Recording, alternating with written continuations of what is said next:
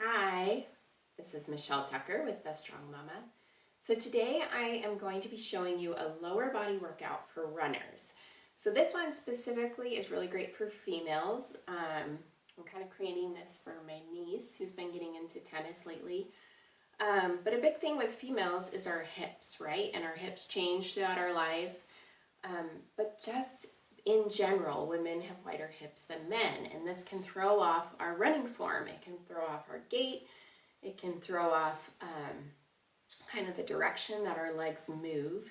And so strengthening the muscles that stabilize and support the hips and the pelvis is really helpful in having strong running form with proper running form, powerful movements to be faster and better at the running movement, and just preventing injury to the low back, to the hips, to the knees, to the ankles, to anything that's affected, which is everything in your body when you're running.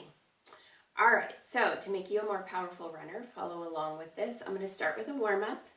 So we're going to start just by opening up the legs a little. If you have something to hold on to, you can. We're going to start with some leg swings. So we got some side-to-side leg swings. You've got that leg out in front, and you're just going to swing it out to the side. Okay, we'll do a couple per side and then switch sides. Try not to move the upper body. Try to keep the upper body as still as you can and just move in that hip socket. Feel that leg moving.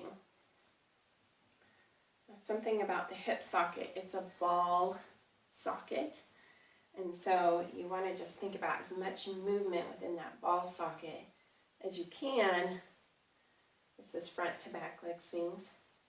It's really great for keeping that joint opened up lifelong, because those ball and socket joints, they're meant to move.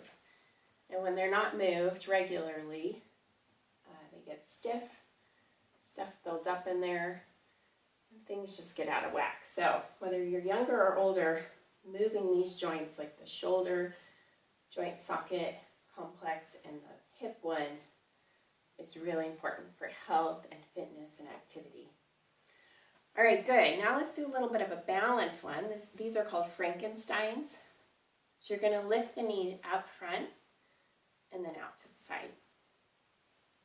Up front, out to the side. So again, we're opening up that hip socket. We're working on a little bit of balance. Notice my upper body is nice and still on this one. I'm moving, I can feel that hip move up in the socket, and now it moves out to the side. I'm not twisting my torso, just the lower body. Good, good job. All right, so that was our warm-up. Let's get into the workout. So first I want to start with some step-ups. And the thing with step-ups is it's good to start with a smaller step-up, like this one. You can use a stair. If you don't have an actual step, you could use a small coffee table. You can really use anything that can hold your weight. And you want to think about your form in the step up. So I'm placing the ball of my foot onto the step. I'm going to load this glute. This glute is my butt muscle. So I'm going to load it, pressing through the foot, and then stepping up with a nice controlled movement. So anyone can step on a stair, but you want to think about using that glute muscle. So loading it, pressing through the foot, and I can feel the glute activate when I do that. And stepping up. Good. Let's do 10 per side. So this is 4. Even get a little bit of arm swing in there. Lifting opposite arm and opposite leg, kind of mimicking the running moves. Good.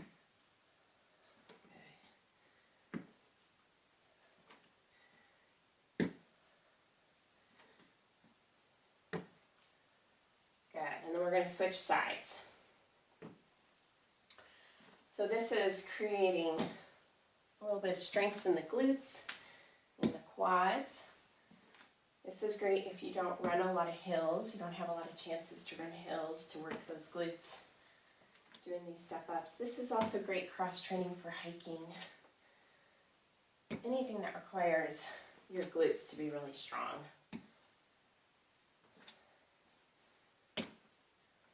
Okay, 2 more on this side. Good. All right, now let's move on to a larger step. So with this one, this is to load the glutes even more and think about that form even more. So I've just got a kitchen chair. You're going to put that foot on the chair, and again, you're going to press through the ball of the foot and think about loading that glute, getting that glute to activate. So pressing through the foot and stepping up and back down. And you can step all the way up on the chair. I like to keep my other foot slightly lifted so that I'm just keeping the glute working throughout the movement. Another thing you want to think about is you don't want to lean too far over your foot with your knee. You want to keep your weight shifted back so you're using your glutes and not as much your quads. Because that's a big thing with running, is having powerful butt muscles to be able to do the moving action, the running action. Good, let's do 3 more and then we'll switch sides. Exhale up. And 1 more. Good. And the higher the step up is, obviously the more of your glute muscle you're going to work. But you're also going to work your thighs, your inner and outer thighs, which are huge in stabilizing the pelvis and getting your hips to move the way they're supposed to when you run, so you don't have pain. A lot of pain with running movement is just due to a lack of stability, which means a lack of the right muscles being able to engage to support that type of movement through the body.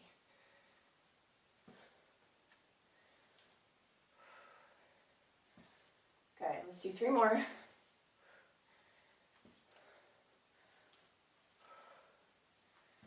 Last one. Good, nice powerful movement, and always come back down with control. All right, let's put our steps to the side. Again, we're gonna mimic that same forward motion of running. Let's do a little bit of actual running in place, but I wanna do some high knees. So getting those knees up high, again, using those glutes, because we're gonna stretch out this hip flexor, stretch out the glute muscle. So practice with a march first. Get your march going. Notice I don't round my upper body. Keeping your chest up is really important in running. Having nice tall posture through the spine. Okay. And then let's bring it to a run. So try to get some quick movements in there. Bounce on the balls of the feet. Good. Let's do 5 more. 5, 4. Good. And you can do that again if you want. You can just repeat this whole circuit as many times as you want.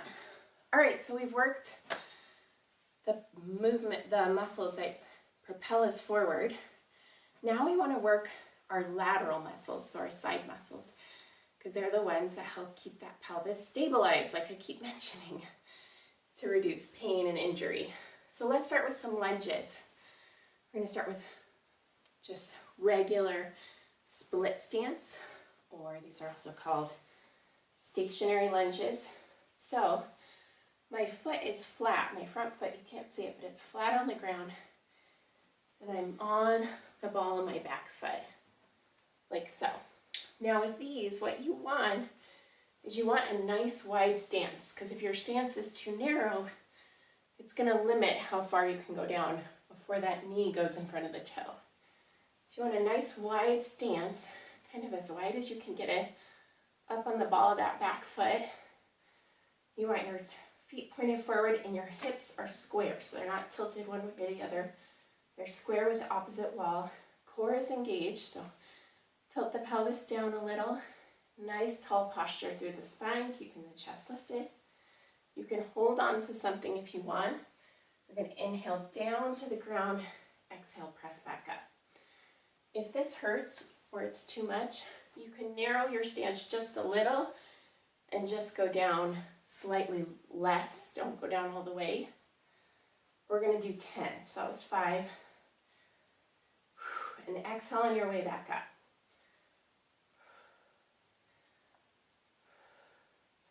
Remember, nice tall posture. 2 more. Nice. Let's switch sides. Good. Don't lean over. In some lunges you lean forward. This one we're not going to lean forward because we're teaching that core and glute to really work in this stance. So nice tall posture with this one. And try not to let the hips drop or let the knee go in or out. If you don't have the strongest muscles in the thighs, it's going to take a lot of effort. But just go nice and slow. Going to 10 per side. So we got 3 more.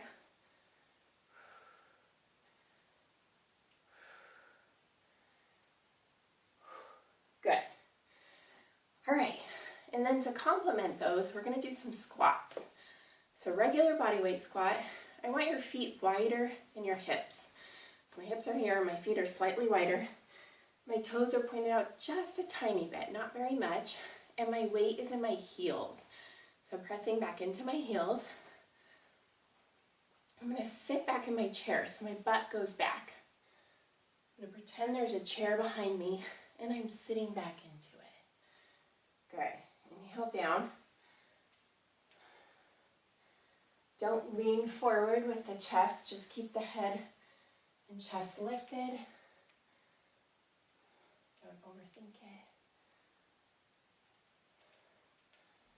Good. And if this feels uncomfortable, you can narrow your stance just slightly. It'll take a little bit of just tweaking to figure out where your feet need to be for your squat. And if going down as far as I am doesn't feel good, just go down halfway. Just don't let the knees cave in or cave out. Keep them following the direction of the toes. Knees follow the direction of the toes. Weights in your heels. You're sitting back into this, so my weight is all shifted back so that I use my butt muscles. Let's do 2 more. Last one, inhale down. Exhale, press back up. Good. All right, last one for this round is a curtsy lunge. So a curtsy lunge, you're going to step diagonally behind the other foot. And then you're going to lunge down. Good. And back, step behind, lunge down. Chest lifted. Nice tall posture, nice strong posture. And you should feel this outer thigh working. Now this one can hurt knees if you don't have very strong thighs. So just go down a little ways if you feel it in the knees. But still, you're going to be working that muscle. Okay, let's do 4 more. 10 per side. 2 more.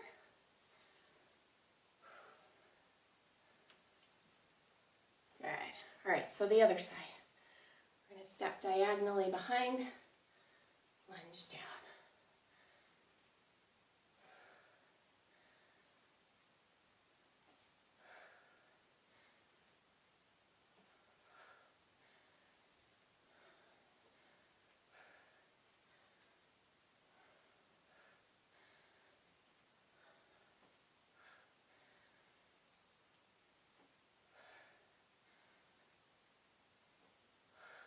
One more. Beautiful. Good job. All right, so we've just worked the thighs, the hips. We're going to move to the ground to work a little more of those. All right, now we're going to do our ground circuit. So it's our circuit that we're doing on the ground. And this one we're going to continue to work the hips and the glutes and the core for running. So we're going to start with some clams. I'm going to cue you on form because I see this one done incorrectly all the time. So you want to stack your feet, your knees, and your hips. Everything's stacked completely. And you're down on your side, even head down if you can. Now I want you to put your hand on your hip and you're going to tilt that hip forward just slightly. So my knees move forward a little bit. Because if your hip is back too far, when you do that clam, you're going to feel it in your back, not in this glute muscle we're working. So tilt the hips forward. Good. engage the core, so draw the belly in. You're going to lift that top knee. Good. Let's go to 12. So notice if I move my hips back, I can open up wider and it doesn't feel as hard, but my back is working and not this glute as much. So I'm going to tilt my hips forward and I'm going to work from this position, and I can really feel all of this working. Good. 4 more on this side.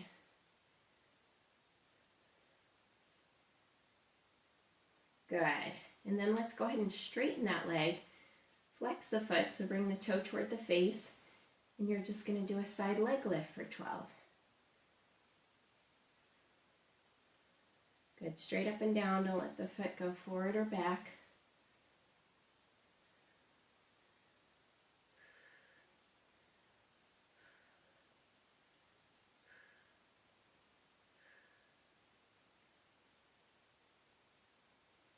Good. All right, let's go on to our back in between sides. So we've done the left side. We're going to go on to our back and do some bridges. So press through the heels just like in a squat. Lift those glutes up so your body is in line from the knees to the nose. Good, and squeeze the glutes at the top. Notice I'm not overextending through the hip flexors like that. I'm just bringing it into line with my body. Let's do 10 of these. This is 6.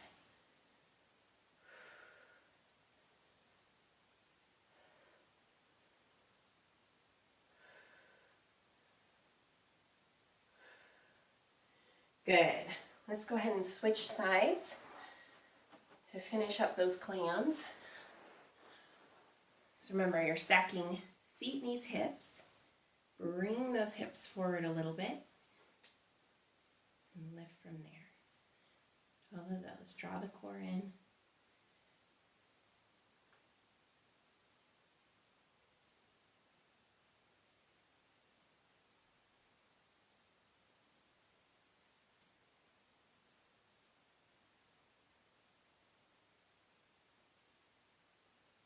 All right, and then straighten that leg. Flex the foot, point the toe toward the face. Core is engaged, belly drawn in, nice and tight. Just moving from this glute muscle.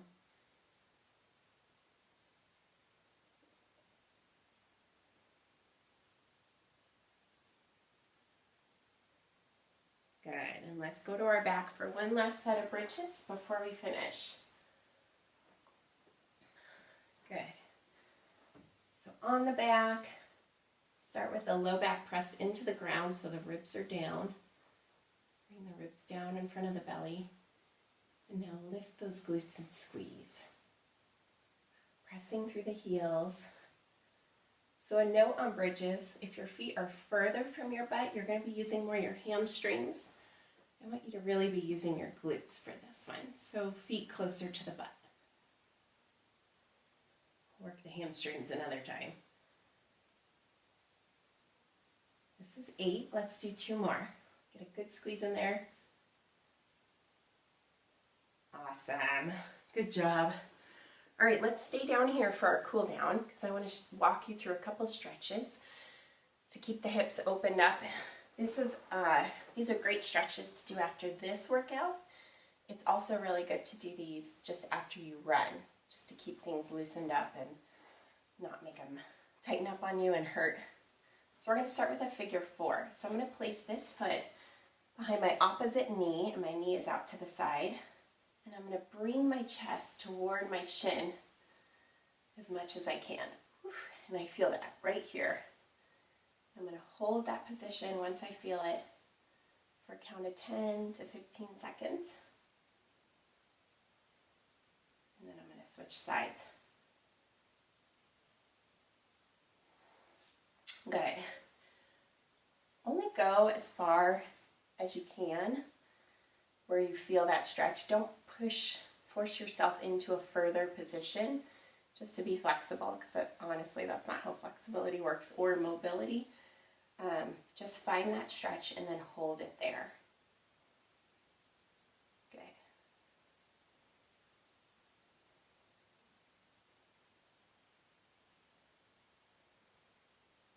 Good. Let's do a butterfly in between. That's the one where the feet are together, your knees are open to the sides. Let the knees drop until you feel that stretch in the inner thigh. We're stretching here. Don't force the knees to the ground.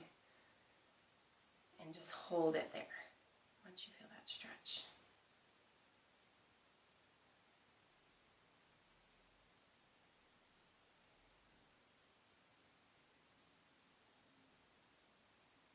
Good. All right, let's get the hip flexors a little bit. So grab, if you have a foam roller, grab your foam roller. You don't need one for this. It just helps with balance. So I'm going to be on one knee, my other knee's in front. A really nice way to make sure you're stretching the hip flexor is to tilt the back of the pelvis down and the front of the pelvis up. So I'm like really straightening the spine in this one. And then I'm going to lean forward into this knee until I feel a stretch through the front of the leg. I'm just going to hold it there. And I feel a really nice stretch through the front of that quad and up through the hip flexor. I'm going to hold it there for 10.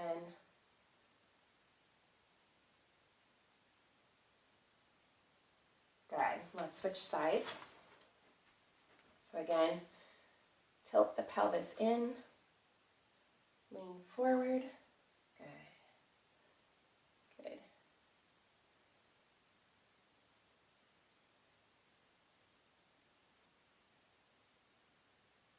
Good. All right. Last stretch today. I want to do the hips a little more, that hip socket a little more. So lie down on the ground.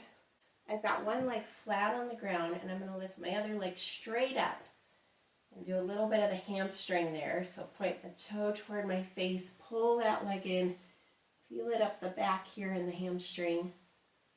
Hold it just for a little bit. And then I'm going to lean that foot over to the opposite side as high up as I can go, and I'm going to feel that stretch through that outer glute and hip, and I'm going to rotate my upper body the opposite direction and just hold that right there. Good job. All right, let's do the other side. So other leg down on the ground, this leg goes straight up, point the toe toward the face. Hold that hamstring stretch. That feels really good. I love stretching.